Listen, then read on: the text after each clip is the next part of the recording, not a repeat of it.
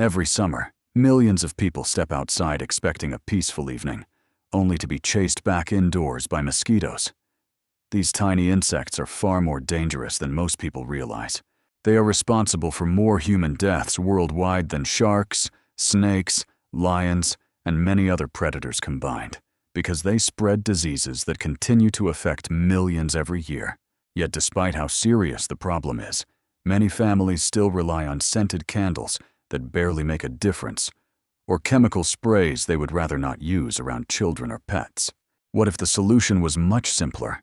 Today, you'll learn a homemade mosquito trap that takes only a few minutes to prepare, works with ordinary household ingredients, and uses the mosquito's own instincts against it. You'll also discover several plants that naturally discourage mosquitoes from settling in your yard, along with one remarkable native plant that has attracted serious scientific interest for its powerful repellent properties. Welcome to Buried Fixes. Let's begin by understanding something that changes the way you'll think about mosquitoes forever. Most people assume mosquitoes simply wander around until they happen to find someone. That is not how they hunt. Their primary guide is carbon dioxide. Every breath you exhale releases a steady stream of carbon dioxide into the surrounding air. Female mosquitoes are equipped with highly specialized sensory organs that detect this gas from remarkable distances, allowing them to follow an invisible trail directly toward a potential blood meal. That explains why they seem to locate you almost immediately, even if you've moved across the yard or applied a temporary spray. They're not searching randomly, they're tracking a reliable signal. Once you understand this behavior, the strategy becomes obvious. Instead of trying to make yourself invisible, you create a stronger attraction somewhere else. One of the easiest ways to do that is with a simple fermentation trap. Start with a clean bucket and pour in about 1 quart of warm water. Warm water helps activate the yeast more quickly, allowing fermentation to begin sooner. Next, add 1 tablespoon of dry yeast, together with 2 tablespoons of brown sugar. Then stir gently until everything is mixed.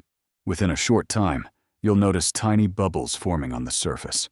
Those bubbles are a sign that fermentation has started and carbon dioxide is being released into the air, essentially producing the same gas mosquitoes use to locate people. Now comes an important, final step. Carefully pour 1 tablespoon of dish soap onto the surface without stirring it into the mixture. The soap breaks the water's surface tension, making it impossible for mosquitoes to remain on top once they land. Place the trap near shaded areas, standing water, dense vegetation, or locations where mosquitoes usually gather. Refresh the mixture every 3 or 4 days so the fermentation continues producing carbon dioxide, and move the bucket occasionally to intercept mosquito activity in different parts of your yard. Many people begin noticing fewer mosquitoes after the first evening, but this trap becomes even more effective when it's combined with another natural layer of protection: carefully selected plants that mosquitoes simply don't enjoy being around. That's part 2. The trap works by pulling mosquitoes toward a concentrated carbon dioxide source, but the strongest backyard strategy does not rely on only one method. A better approach is to make the entire space less inviting before mosquitoes ever reach the places where people sit, eat, or enter the house. That is where plants become useful. Some plants release aromatic compounds that interfere with the sensory systems mosquitoes use to locate a host. Others produce oils that become stronger when the leaves are touched, crushed, heated, or moved by the wind. Used alone, a single plant may offer only limited protection. Used together, however, several plants can create overlapping zones that make a yard much harder for mosquitoes to navigate. Marigolds are a practical place to begin. Their strong scent and natural compounds have made them a popular choice around patios, garden borders, and outdoor seating areas. Rather than placing only 1 or 2 plants in an isolated corner, arrange them in clusters near the spaces where people spend the most time. Lavender provides another layer. Its fragrance is pleasant to most people, but mosquitoes tend to avoid the aromatic oils released by the plant. Lavender performs well along pathways, around porches, and near windows, where air movement can carry the scent across frequently used areas. Catnip is also worth considering. Its leaves contain nepetalactone, a compound widely associated with its strong effect on insects. Planting catnip around the outer edge of a sitting area can help form a natural boundary. Because it can spread aggressively, it is often easier to manage in containers. Lemon balm works in a similar way. When its leaves are brushed or crushed, they release a bright citrus-like aroma. Placing it near walkways allows people to activate those oils naturally as they pass. Peppermint adds another strong scent to the system. It can be planted in pots near doors or outdoor tables, but it should usually be contained because it spreads quickly. Fresh leaves may also be steeped to create a simple aromatic mixture for outdoor use. Rosemary is especially useful near cooking areas. The plant releases fragrant oils naturally, and fresh sprigs placed near heat can produce an even stronger aroma. That makes rosemary a practical choice around grills, patios, and outdoor kitchens. Basil belongs near entrances, dining spaces, or windows. Its scent becomes more noticeable when the leaves are touched, so placing it where people naturally brush past it can help release its oils throughout the day. Tansy and citronella grass can be added as outer barrier plants. Citronella grass is particularly useful in larger containers or around the edge of a patio, where its tall form can help define the protected area. American Beautyberry deserves special attention, but we will examine it more closely in the next section because its role goes far beyond ordinary landscaping. The important point is not simply to collect 10 different plants. The real strategy is placement. Begin with stronger, larger plants, such as citronella grass or American Beautyberry around the main seating area. Place basil, rosemary, lemon balm, or peppermint near doors and pathways, where movement releases their scent. Then use lavender and marigolds farther out to form a secondary ring. This layered arrangement matters because no plant performs exactly the same way under every condition. Some release oils continuously. Some become more effective when disturbed. Others produce stronger aromas during heat, humidity, or direct sunlight.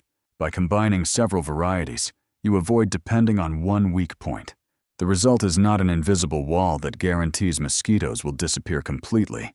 Instead, it is a carefully designed environment that reduces the signals and resting places they prefer, while strengthening the protection around the areas you use most. And among all these plants, one North American species stands out because its leaves contain compounds that have drawn the attention of both traditional users and modern researchers. That plant is American Beautyberry. Part 3. Now let's look at the plant that receives more attention than almost any other on this list, American Beautyberry. Unlike many ornamental shrubs that are valued mainly for their appearance, American Beautyberry has a long history of practical use. Indigenous communities in North America traditionally crushed its leaves and rubbed them on exposed skin to discourage biting insects. That traditional knowledge eventually attracted scientific interest, leading researchers to examine the plant's natural chemistry more closely. The leaves contain compounds known as calicarpinol and intermediol. According to the original source, these naturally occurring substances have shown mosquito-repelling properties and have also demonstrated activity against other outdoor pests, including ticks, fire ants, and chiggers. One reason the plant attracts so much attention is where it naturally grows.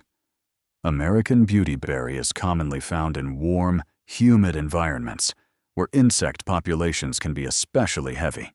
Over countless generations, the plant developed chemical defenses that help protect it in those conditions. While researchers continue studying these compounds, gardeners have increasingly embraced the shrub as part of a natural mosquito management strategy. Growing it is relatively straightforward. American Beautyberry adapts to a wide range of soils, from heavier clay to sandy ground. It performs well in full sun, but also tolerates partial shade, making it suitable for many residential landscapes. Once established, it generally requires little maintenance and does not depend on frequent fertilizer applications or chemical treatments. During autumn, the shrub produces clusters of bright purple berries that provide food for birds while adding ornamental value to the landscape. Instead of serving only one purpose, it contributes both visually and functionally to the garden. Some people choose to crush fresh leaves and rub them lightly onto exposed skin, while others prepare a homemade botanical spray by boiling the leaves in water. These traditional uses are mentioned in the original source and reflect practices that have been passed down for generations. However, no single solution should be expected to eliminate mosquitoes entirely.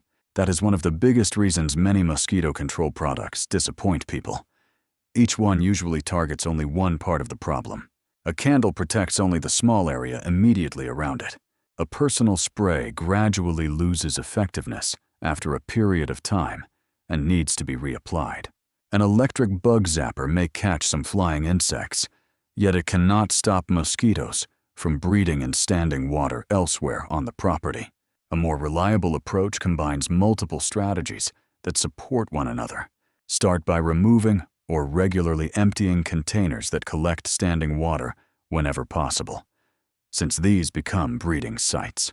Next, place the homemade fermentation trap where mosquito activity is highest, so it attracts insects away from patios, porches, and entrances.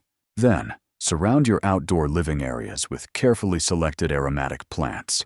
Rather than depending on one species, create overlapping layers using different varieties positioned where they perform best.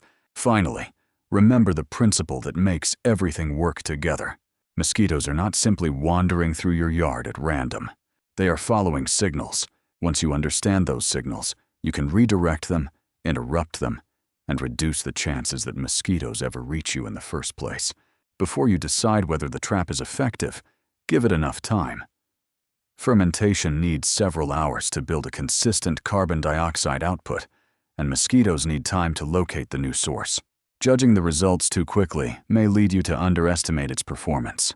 The encouraging part is that none of these ideas require specialized equipment or costly products. Most of the materials can be found in an ordinary grocery store, a local garden center, or may already be growing around your home. Natural mosquito control is rarely about discovering one magical trick. Instead, success comes from combining several simple techniques that work together. A properly maintained trap, thoughtful plant selection, and a basic understanding of mosquito behavior can make spending time outdoors far more comfortable throughout the season. If you found these practical ideas helpful, subscribe to Buried Fixes for more science-based home and garden solutions that are easy to apply. Leave a comment below and tell us which method you're planning to try first. We'd love to hear about your experience. Thanks for watching, stay safe, and we'll see you in the next video.